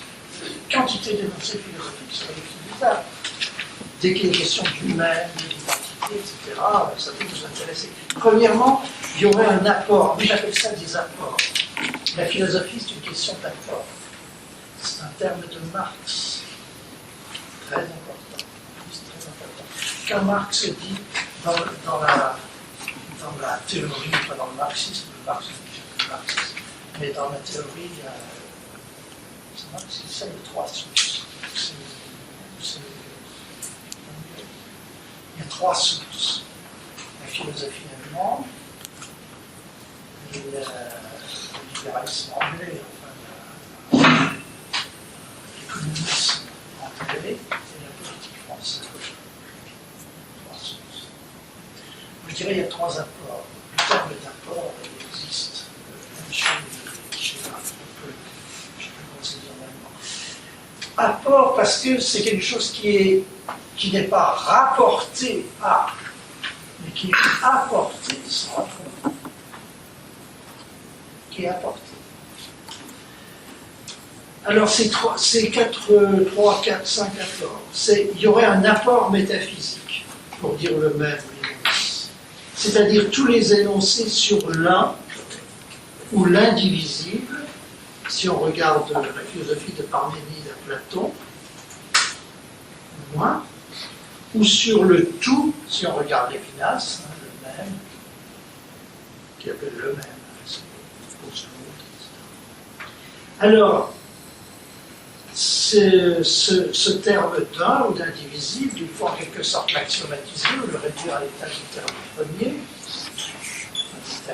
à la fois de symbole et de terme. C'est-à-dire les priver de leur sens philosophique, de leur forme qui est la forme doublée ou duplicite. Le même, qu'est-ce que c'est alors? Le même, c'est ce qui se répète. Cette opération existe bien d'une certaine manière, mais elle est immédiatement effacée. C'est une répétition qui ne se redouble pas.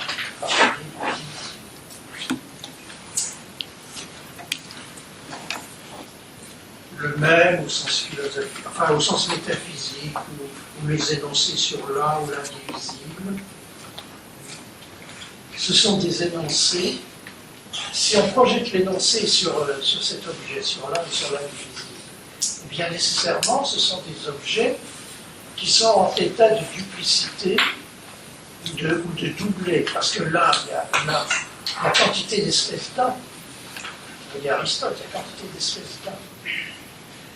Chez Platon, il y a plusieurs espèces d'un aussi, alors plutôt ascendant que descendant. Chez Aristote, c'est plutôt descendant. Les uns empiriques, l'unité d'un taf, etc. L'unité d'un groupe humain. Tandis que chez Platon, c'est plutôt ascendant, les uns. Plusieurs uns. Un nain récent, un qui est l'ordre du bien, un suressentiel, ou il est femme,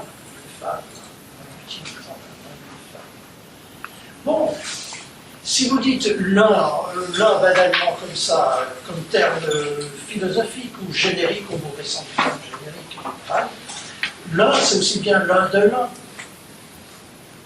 L'un c'est l'un de l'un, l'un se redouble. L'un est redoublé de plus ou moins dans la métaphysique. Écoutez, moi je fais une analyse de la philosophie que les philosophes font accidentellement, mais refusent de faire systématiquement. Cette analyse, ça consiste à voir que le noyau de la philosophie, c'est l'opération transcendantale. Cette opération transcendantale produit des doublés, de la duplicité. Duplicité à tous les sens du terme, au sens formel aussi, de la duplicité. Je ne sais pas, Aristote, la science de la métaphysique est une science double et une. Double et une, c'est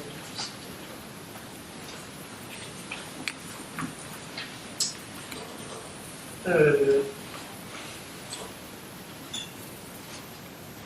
N'importe quel, la plupart des concepts philosophiques, il suffit évidemment, il ne suffit pas proposé par un philosophe. Un concept, c'est comme ce que dit Nietzsche à propos des artistes. Hein. Ils veulent que leur œuvre apparaisse tout de suite émergente, et, comme si elle n'avait pas été fabriquée ou faite. Ça, c'est la technique le mensonge artistique de l'artiste. Il y a le mensonge des philosophes qui produit des concepts comme s'ils n'émergeaient de nulle part. En fait, ils émergent toujours, évidemment, de quelque part. Et en plus, chaque système philosophique a sa manière de fabriquer des doutes, de fabriquer des concepts en miroir. Je ne sais pas, c'est trop facile de penser à Lacan. Les triades lacaniennes, il n'y a pas une triade lacanienne, il y en a 5, 6. L'imaginaire dans le sujet,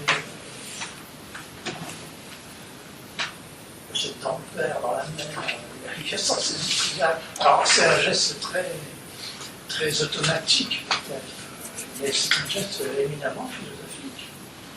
Pensez à la triplicité kantienne, à la triplicité dans les catégories, à la triplicité hegelienne. Il y a toujours un 2-3. Hein, à mon avis, ça ne fonctionne que comme ça.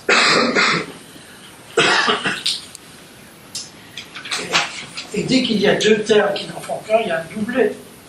Le doublet, ce n'est pas deux termes complètement séparés, c'est deux termes qui ont une racine commune, un sens commun, nécessairement commun. Et c'est donc, il y a une souche commune, en quelque sorte, pour deux choses. Alors,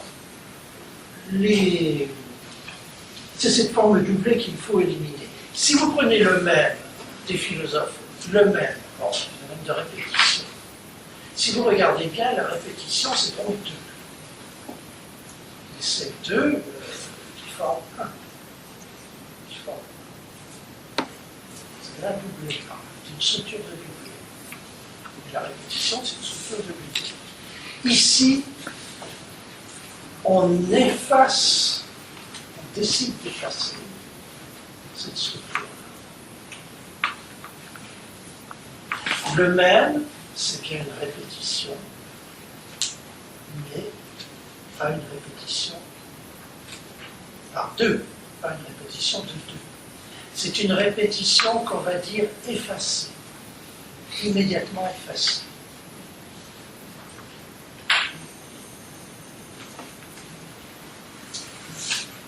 Alors, vous allez me dire, mais on retrouve là, on retrouve la vérité. Oui, mais c'est pas tout à fait ça. Vous retrouvez peut-être là si vous effacez la répétition. Si vous avez effacé le 2 de la répétition, vous retrouvez peut-être là. Mais là, il n'est pas dans la même position que là dans la philosophie. Dans la philosophie, vous avez une triangulation. L'un transcendantal en haut, qui est la base du pouvoir empirique, un pouvoir empirique, le 2. Bon, il y a vraiment un triangle. C'est-à-dire que l'un transcendantal, il ne se confond pas avec le 2. Tandis qu'ici, la dualité de la répétition, de l'acte de la répétition qui est en même, est complètement effacée. Il n'y a plus d'un qui soit transcendant aux deux. Qui soit transcendant aux deux. Pas de sorte de terme, de troisième terme. Il y a un même où il n'y a que 2 termes. Il y a bien une répétition, plus exactement, mais il n'y a pas de synthèse dans le troisième terme. Est-ce que vous puissiez démontrer dire 1, 2, 3 ? Non, effectivement. Ça dépend, il y a des ordres là, de réalité. Si vous pensez à la collision, je le fais déjà. Si vous pensez chaque ordre de réalité empiriquement, ça ne va pas coller. Même démontrable, je n'ai pas besoin de. Je peux déclarer votre répétition sans dire plus. La répétition de sens, c'est pas ça. En quantité donnée. Il n'y a pas de quantité associée à cette répétition. Il n'y a pas de quantité associée à cette répétition. Et ça ne produit rien de nouveau. C'est une répétition que je vais appeler stérile. Le même, là, tel qu'on va l'utiliser pour l'immanence, on va dire que c'est une répétition stérile. Autre chose, c'est une manière de formuler. Je dirais aussi que ça pourrait être... Bon, autrement dit, le même ne fait part de tout de soi ici. Hein. Il est privé de son sens ou de sa duplicité philosophique. Il ne s'ajoute pas synthétiquement à lui-même pour faire un 2 et de là un tout. 2, 3 et de là. Donc, un accord phénoménologique, deuxièmement, également métaphysique, est dérivé de le thème du même comme l'objet lui-même ou comme la chose elle-même. L'identité transcendante d'une multiplicité d'esquisses. Alors ça, je dois dire, c'est un principe très ancien de la métaphysique. Lorsque Aristote dit que l'un et l'être, ça peut être multiple, l'un et l'être sont convertibles à leur définition. C'est-à-dire que ce n'est pas le même terme, on n'utilise pas les mêmes termes, il doit y avoir une différence, mais ils sont convertibles. Bon, ça c'est un principe d'Aristote qui est repris comme principe par Leibniz, comme vous savez. À savoir qu'il n'y a pas d'étant qui soit sans être en même temps un. Bon, voilà. Alors, ici, l'identité, il faudrait supposer qu'elle a perdu sa multiplicité, la multiplicité qui l'accompagne. Elle a perdu la multiplicité qui l'accompagne. Ou qui est effacée. Alors, évidemment, il y a un risque, c'est de tomber dans des théories de l'identité qui soient une sorte d'atomisme déguisé. C'est la première théorie des formes chez Platon,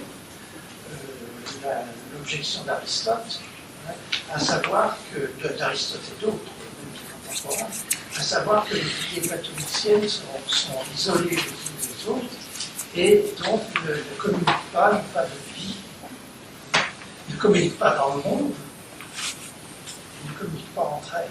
Enfin, elles communiquent bien dans le monde, mais ce n'était pas la véritable communication, il faut qu'elles communiquent entre elles.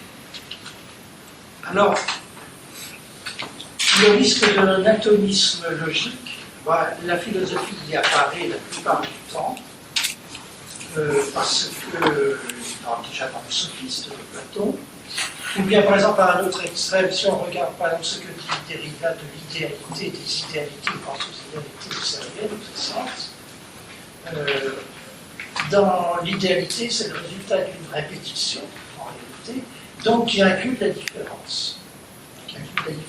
Donc pour la philosophie, on a toujours cette oscillation platonisante, grecque, on va dire, entre l'un et l'ultime. C'est très rare. C'est-à-dire le parménitisme de jeune Platon, les idées comme des entités isolées, le temps est revenu là-dessus. C'est-à-dire que la philosophie est devenue en quelque sorte un aller-retour entre l'un et l'ultime. Bon, eh bien là aussi, il faut en quelque sorte supposer que le multiple est effacé. Il est dans l'âme, mais il est effacé.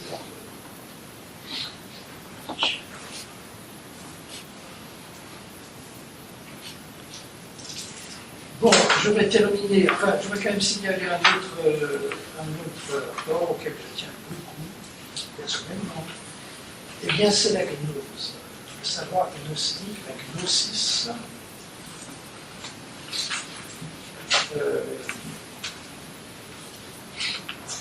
C'est un savoir, c'est le savoir que nous sommes sans le savoir. C'est le savoir que nous sommes, en ne sachant pas que nous sommes ce savoir. C'est un peu la formule de la psychanalyse. La formule des philosophes, c'est l'inverse. Je sais que je ne sais pas. Les philosophes qui se vantent toujours de ne pas savoir, mais de revendiquer de non savoir. En réalité, ils savent. Quelle prétention! Ils savent qu'ils ne savent pas. Donc ils jouent. Nous, si je puis dire, en tant que gnostiques, nous revendiquons tout de suite un savoir. Bon, on ne va pas jouer quelque chose, pas sous cette forme, non. On revendique un savoir. Mais ce savoir, nous ne savons pas que nous le sommes. Non seulement que nous l'avons, mais que nous le sommes. Parce que Platon dit, Platon, ce que nous avons, nous avons l'unité. Fondamental.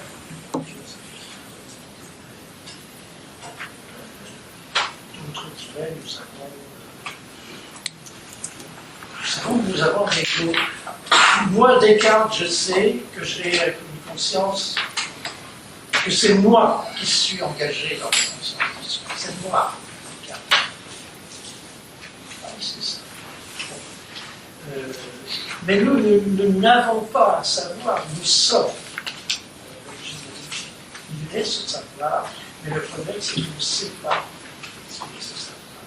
Donc il faudra qu'il l'acquiert d'une certaine manière par une connaissance qui d'ailleurs risque fort de perturber, le risque de perturber ce savoir initial. Peut-être ce savoir métaphysique, car justement, comme c'est un savoir immanent, il n'a pas d'objet. Il n'a pas d'objet extérieur. Il n'a pas d'objet extérieur. C'est un noyau, c'est du savoir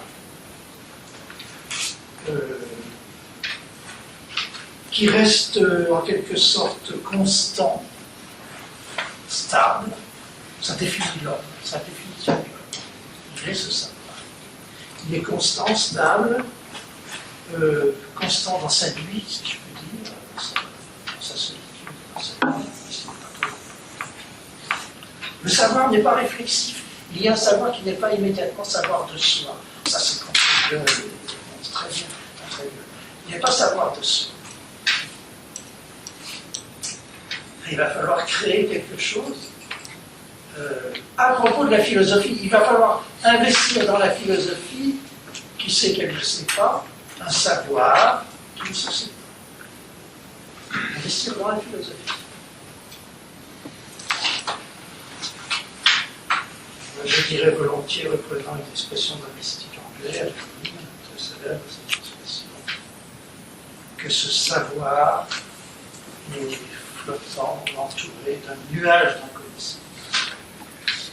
Le nuage d'inconnaissance n'est que, d'une certaine manière, essayer de percer un risque péril. Enfin, il y aura un apport scientifique sur lequel je reviendrai la prochaine fois, un peu désarmé, qui est quelque chose comme justement une addition idempotente pour un terme qui reste à lui-même, qui s'additionne à lui-même, si je veux dire. Alors, il n'y a pas de création ni quantitative ni qualitative. Une addition stérile. C'est très important parce qu'on va retrouver les thèmes de l'immanence comme quelque chose qui s'ajoute comme facteur, qui s'ajoute ou qui s'additionne à la transcendance et qui du coup transforme la philosophie. Excusez-moi, je ne vais pas laisser. Je vais juste. Est-ce que la mycénité chez vous, elle est. Maintenant, peut-être que je commence un petit peu à comprendre. Ce serait une mycénité sans rupture. C'est-à-dire, dans mon étude, il y a toujours la rupture du temporel. Et dans ce qui me semble entendre là, c'est qu'une s'il y a mycénité,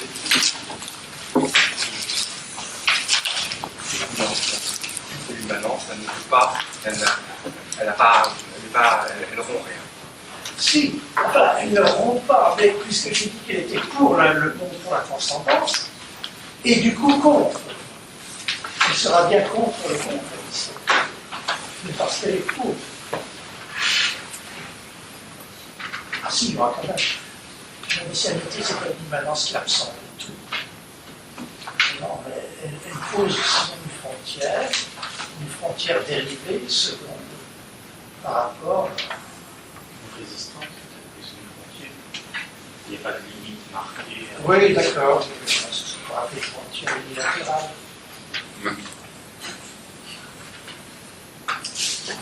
Moi, une frontière. Attention de voir.